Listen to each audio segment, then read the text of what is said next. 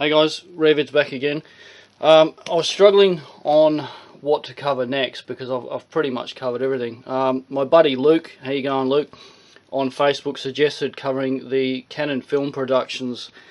I have quite a few here, but I'm also missing quite a lot as well. Cameo appearance, as per usual.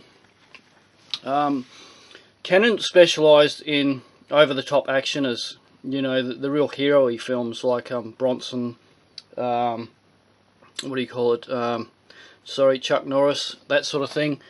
Canon put out the Death Wish films. You guys all know these. I mean, they're fantastic. I like actually every single part of them. Most people only like 1 and 2, but I like them all. I'm a fan of the Vigilante films. Yeah, so that was one of sort of Canon's outputs. A lot of the Bronson films. The best way to see them, as everyone knows, pretty much worldly, is the Aussie box set. They're all uncut, correct ratios and everything. It was nice to see part 3. In this one actually cut, we were missing quite a few snippets of violence and whatnot, and yeah, I was pleasantly surprised with the extra bits.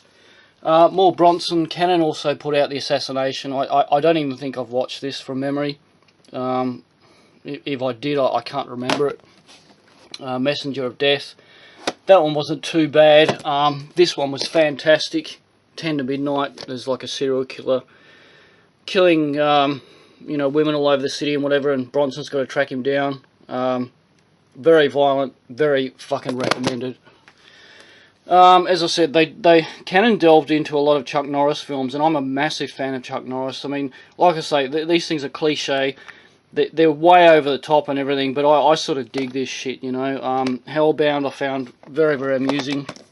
Firewalker was quite good. I mean, it's only rated PG, but the chemistry between Norris and Gossett was great. You know, there was action. You know, the dialogue. I don't know. It was just a fun film, you know. The Hitman as well. That was very, very good. I think he takes on the Mafia or something from memory, and that was a good one. Missing in Action 2. I actually prefer this as opposed to Part 1. Part 1's not too bad, but this is more action-filled and whatnot when he's actually captured in Vietnam, you know. Yeah, I love this. There's just so many sadistic scenes and whatnot, and the fight at the end with Soon Taek Ho, I think. I don't know how you pronounce his name. Soon Taek Ho or something.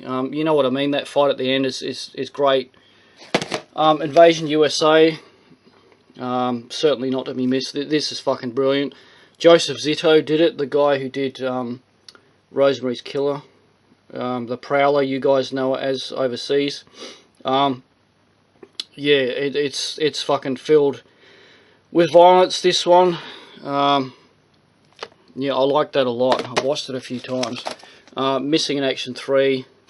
Unfortunately, my tape's in shit condition. This was very, very good. Again, like I say, it's way over the top and stuff.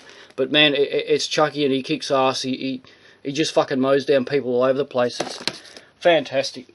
Another series I like, well, some of them anyway, American Ninja with Dudikoff. Very cheesy. Again, very over the top. Yeah, I love it. American Ninja's great. Part 3, I really can't remember that. I've seen it. It's got Steve James in it. Dudikoff is not in this for some reason. I think that was pretty mediocre, that one. I need to go back and watch it again. Part 4, I've never seen because my fucking tape is snapped. So, unfortunately, I've never got to see it. Hold on, guys. I'm running out of steam. I need a beer. Sweet, sorry. Right, this one. A lot of you guys know this. With Sho Kosugi. Revenge of the Ninja. Pretty much, well, it is, sorry, the best ninja film ever made. The violence on screen is just unbelievable. You know, kids are hit with ninja stars in the head. Women are slashed open with swords. Old grannies are beaten up. I don't know, man. It's got everything. It's so fucking violent. Ninja stars to the corner of the eye. People just bashed and smashed and fucking sliced. There's one scene where he throws down marbles or something or other, and one of the guys sort of slips over on the little caltrop spikes. Those fucking things that land on the floor go on his face, and he's writhing around screaming in it. It's hilarious. Yeah, fucking, you need to see that. Honestly, it's the best ninja film you'll ever get your hands on. Enter the Ninja with Franco Nero. This is amusing but quite hilarious because he's a good guy. Nero runs around the forest and whatnot in this bright, you know, bloody white ninja suit. And of course the bad guy's in the black. You know, how fucking cliche. The bad guy in this is Sho Kosugi. And from memory, this is the only film where Sho has played a villain that I can recall. But that's a very, very good one. Enter the Ninja is brilliant. The DVD, be aware, in Australia is cut. I think the tape was uncut, but the DVD's cut. It's missing the cockfighting scene.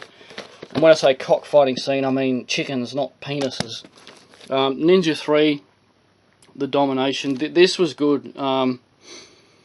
Yeah, really sort of fantasy orientated. Well, it's a ninja film, it's got to be, but it was good. It was very, very entertaining.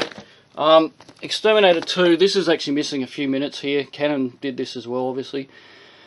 Yeah, I like this. Apparently 88 Films are releasing a Blu-ray, I'm told, according to my buddy Paul in the UK. How you going, Paul?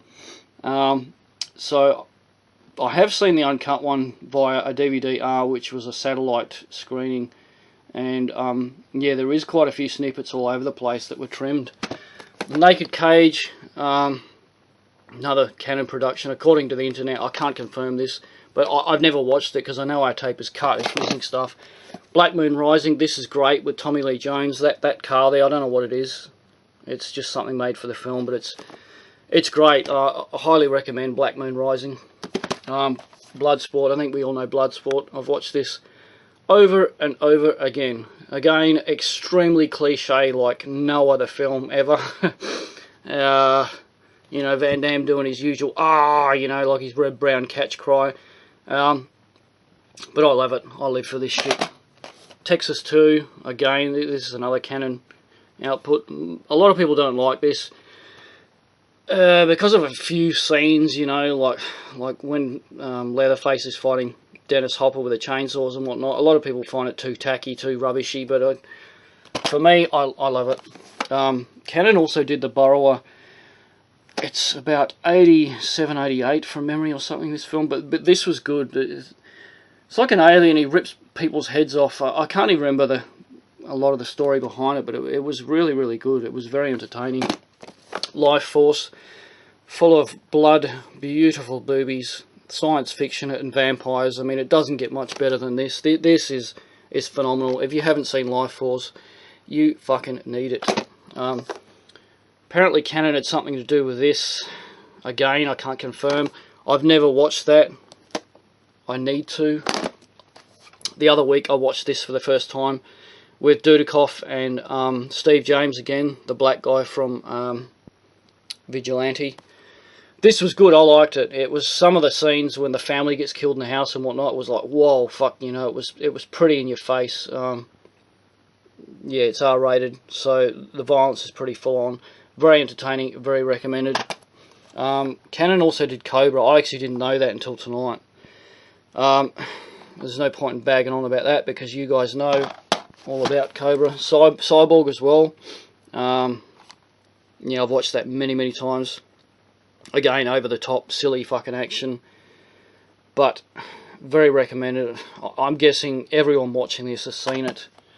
Last but not least, my buddy Luke's favourite film from what I can see, and I sort of don't blame him, Dolph Lundgren, Master of the Universe. Very cheesy, very stupid dialogue wise and stuff like that, but it's great. Again, very, very entertaining. So I mean, look, that's about it that I've got here, Canon film wise. I mean, I just spent the last 2 hours going through my collection, trying to dig out all the Canon films, and